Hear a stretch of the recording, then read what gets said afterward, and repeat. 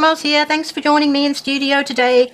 I actually haven't made any journals so far this year. I've been trying to finish up the journals that I made last year, and of course all the journals I've got from years and years and years. So I'll get there. But I've been meaning to do a bug themed journal for quite a while now, and I wasn't sure how I was going to make it, what I was going to use as the base.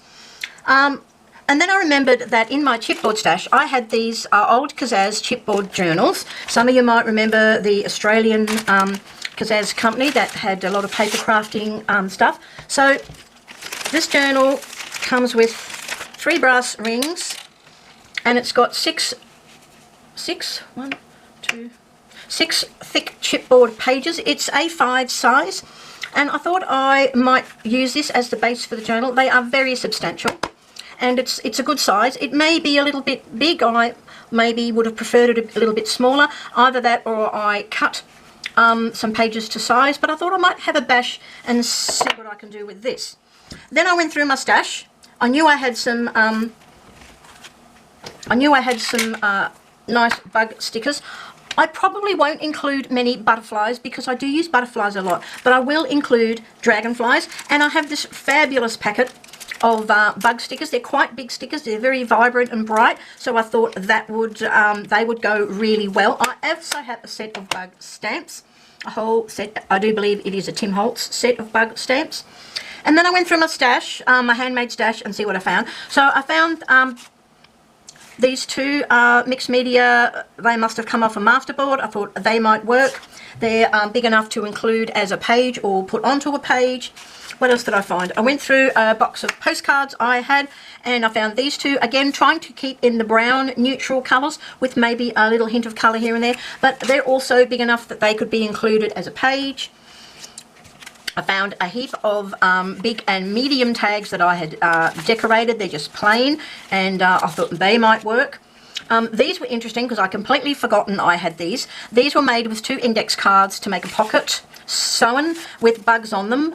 These come from a digital, and I actually thought these were brilliant. I think I will try and incorporate them in some way, and maybe that would help be the theme of the journal that I'm going to make. I really like those. I also found 2 specimen cards with butterflies on. They're not real big, but I thought they were great. I found these tags. I do like making tags. I found these 2. I thought that one might be a bit pink, but I might be able to do something with that. And this one I thought as well. Another thing I found was I had some laminated leaves. I thought they're really good, and behind the laminated leaves I found 2 laminated leaf specimen cards. They're quite a good size. Again, they will fit in the journal, so I thought they might be great to use as well.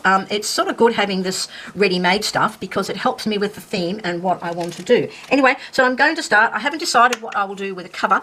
I was thinking of fabric. I do have some neutral coloured, lovely fabric that I thought that might work, but I do like a decorated cover. I'll just have to see what I can work out as I go. Sometimes I spend a lot of time making a decision about one simple thing, which sort of can slow you down a bit or can get you bogged. So I thought maybe if I just start a few pages, work out what I'm going to put in, whether I want to add any more pages is another big thing. And go from there, and maybe the cover will, the idea for the cover will come to me as I work on it. Anyway, here's the start of my journal. I generally don't film the making of my journals because they can be a bit long, and they become a bit hard for me to upload. It just takes such a long time. Anyway, thanks for joining me, and hopefully you'll come along with me and see how I can create this bug journal. See you next time. Back again. Before I finish the video, I thought I'd give you a quick update because I got stuck in and covered the 6 chipboard pages. I used some book paper from Janet Marsh's Nature Diary scrapbooking paper. This is a very old piece of newsprint that I coloured myself. Again, scrapbooking paper. More of the book pages. I actually really like these. I think they're going to go well. Some pianola roll. I thought that would add something different and a bit of lightness.